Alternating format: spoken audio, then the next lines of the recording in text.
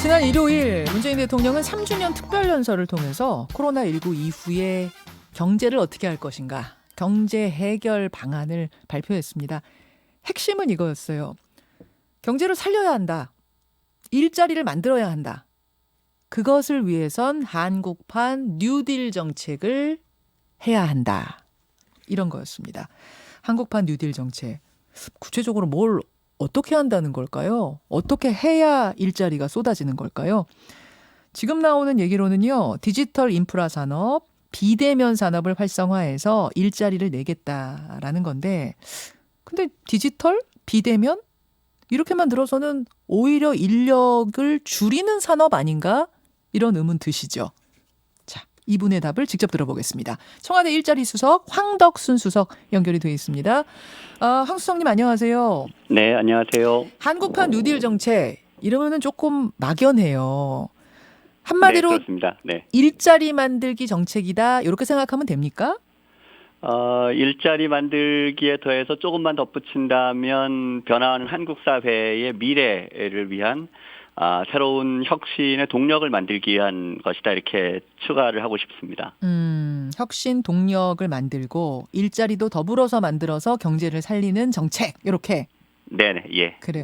그 이야기를 하시면서 대통령이 전시 상황이라는 표현을 쓰셨던데 지금 청와대는 우리 경제 상황을 전시로 보고 계시는 거예요? 어느 정도로 파악하고 계시는 겁니까? 그런 표현을 쓰신 것은 뭐 그런 상황 정도로 매우 어렵다, 이런 말씀이라고 생각합니다. 특히 뭐 감염병과의 전쟁이라는 표현을 쓸 수 있을 것 같고요. 실제로 세계 경제, 우리도 마찬가지입니다만 사실은 전시에서나 볼 수 있을 정도의 상당한 위기를 경험을 하고 있습니다. 예를 들어 IMF는 세계 경제가 대공황 이후에 최악의 경기 침체를 올해 경험할 것이다, 이렇게 전망을 하고 있고요. 예. 통상적인 감염병 위기가 감염병이 극복되면 곧바로 V자형으로 회복되는 것에 비해서 현재는 백신이나 치료제 이런 부분들이 아직은 많은 노력에도 불구하고 불투명하기 때문에 위기가 언제까지 이어질지 손쉽게 전망하기 어려운 상황입니다. 그런 상황으로 청와대는 파악하고 있다. 그러면 한국판 뉴딜로 뭘 해야 일자리가 생기고 우리 경제가 살아날 것인가? 정부는 3대 분야를 콕 집어 말했습니다. 디지털 인프라 구축, 비대면 산업 육성, SOC의 디지털화. 근데 수석님, 네. 이거 쭉 보니까 전부 다 오프라인이 아니고 온라인 분야, 그러니까 뭐 디지털 산업과 관련된 분야들이네요. 네, 그렇습니다. 예. 근데 제가 이제 일단 이 얘기를 딱 보면서 드는 질문이, 일반적으로는 디지털화가 되면 인력이 많이 필요가 없다. 예를 들어 햄버거 가게에 키오스크라는 기계 들어오면서부터는 사람이 주문 안 받잖아요. 이런 식으로 네. 줄어드는 거 아니야? 도대체 어떻게 일자리를 창출한다는 거지? 저는 이 의문이 제일 먼저 들었거든요. 네, 지금 말씀하시는 것은 이제 디지털이라고 하는 것은 어떤 특정한 하나의 산업 또는 어떤 분야, 이렇게 생각하고 말씀하시는 것처럼 들립니다. 그런데 디지털이라고 하는 것은 어떤 특정 산업과 관련된 것이 아니라 모든 산업, 모든 분야와 관련된 것입니다.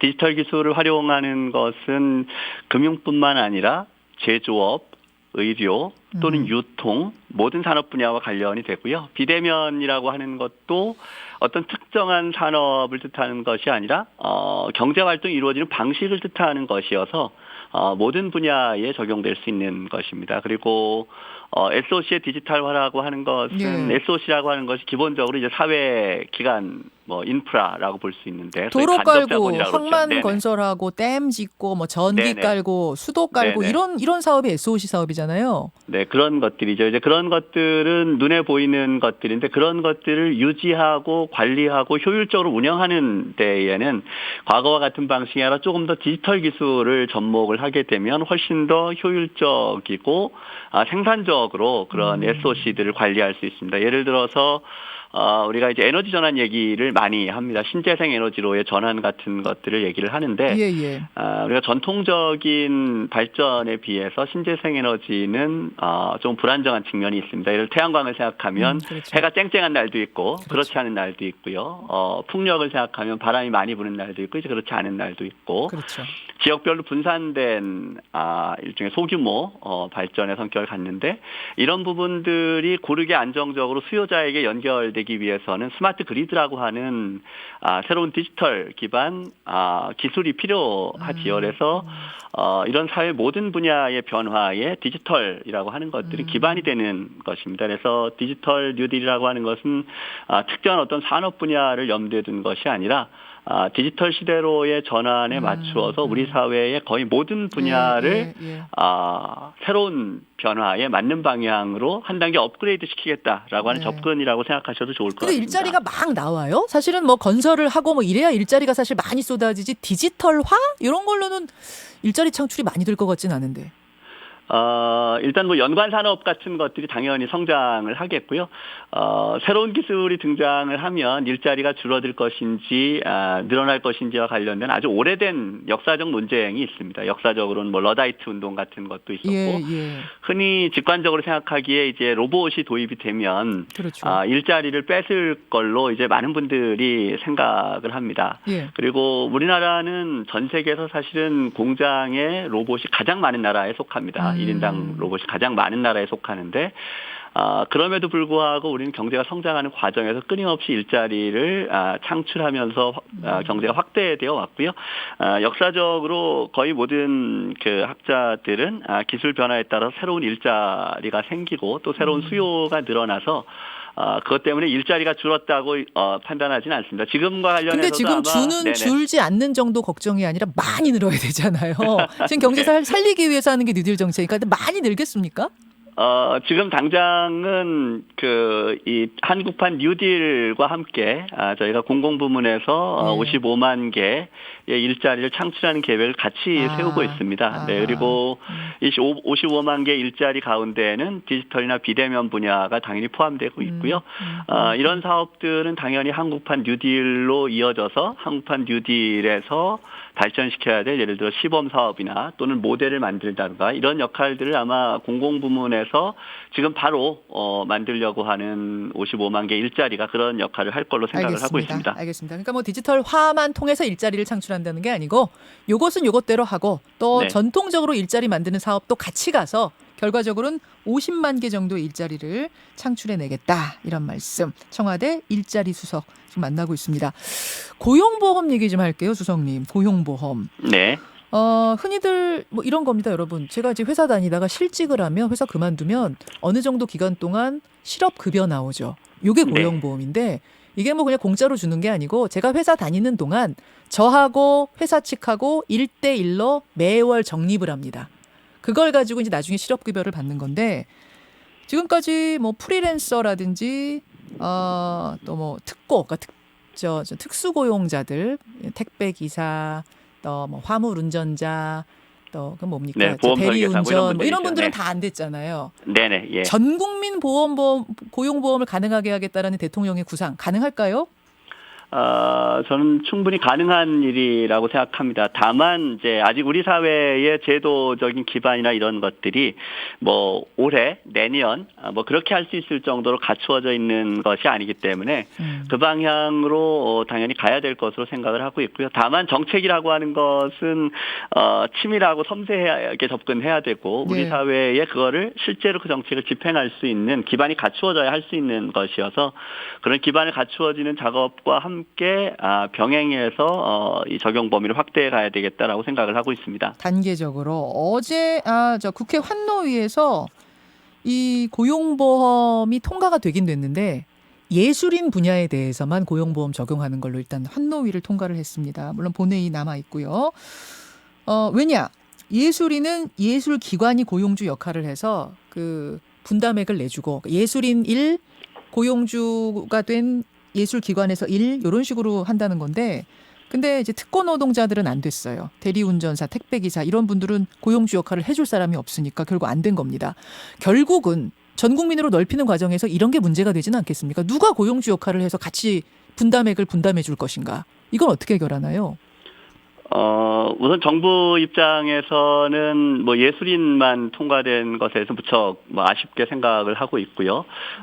당장 예술인 당사자분들도 우리뿐만 아니라 특고까지 적용을 확대하는 방향으로 개정이 되는 게 필요했다라고 하는 아쉬움을 표시한 바가 있습니다. 예술인분들도 예. 네네. 예, 그래서 뭐 정부나 여당의 입장은 뭐 특고까지는 이번에 꼭 가야 되겠다라고 생각을 하고 있었습니다만 어쨌든 뭐 국회에서 논의 과정에서 뭐 야당의 입장도 있고 예술인만 이번에 이제 확대되는 방향으로 갔습니다. 그런데 예술인뿐만 아니라 특고의 경우에도 해당되는 상대방은 반드시 있습니다. 예를 들어 보험 설계사가 이제 가장 규모가 큰데 보험 설계사 분들의 거의 절대 다수는 네.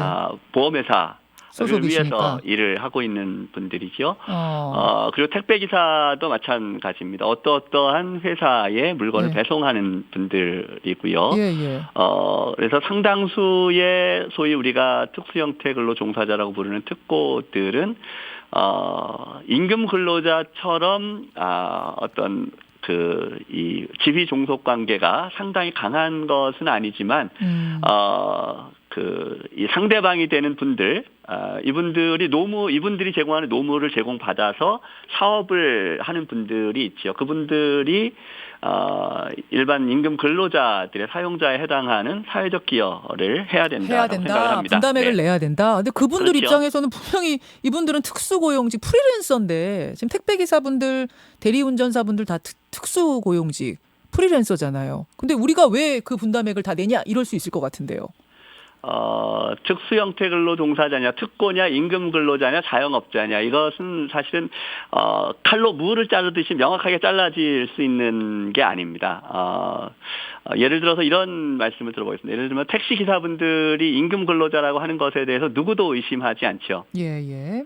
그런데 실제로 일하는 방식을 생각을 해보면 택시기사분들은 일반 특고로 일하는 분들과 아무런 차이가 없습니다. 아침에 회사에서 택시를 갖고 나오면 네. 얼마를 벌지, 언제 일을 할지, 누구를 태울지 이것은 택시회사 아무런 관계가 없습니다. 알겠습니다. 사실은 순전히 자기의 책임으로 일을 하고 그다음에 이제 요즘 월급제로 해야 됩니다만 이제 사실은 우리가 역사적으로 누가 임금 근로자냐, 누가 자영업자냐라고 하는 것도 무슨 자연과학적인 기준으로 명확히 끊어지는 것이 아니고 이 사이에는 수없이 많은 고용 형태가 있는 것이죠. 최근 들어서 이제 특고라고 불리는 직업군들이 늘어나고 있는 것은 사실이지만 이분들도 누군가에게는 노무를 제공해서 생계를 유지하고 또 그 노무를 제공받아서 사업을 영위하는 분들이 있기 때문에 알겠습니다. 네네. 예, 황 수석님 아마 문제가 단순해 보이진 않아요. 다만 언젠가는 특고 노동자들까지 다 대상으로 전 국민이 고용보험의 대상자가 돼야 된다라는 이 인식만은 확실하다는 거 지금 말씀을 해주셨어요. 다만 단계적으로 간다. 여기까지 오늘 설명 듣죠. 고맙습니다. 네, 고맙습니다. 청와대 일자리 수석 황덕순 수석이었습니다. 김현정의 뉴스쇼는 청취자 여러분의 참여로 이루어집니다. 트위터, 페이스북, 레인보우 게시판, 그리고 단문 50원, 장문 100원의 유료 문자 샵 1212, 우물정 1212 통해 참여하실 수 있습니다. 김현정의 뉴스쇼, 여러분과 함께 만듭니다.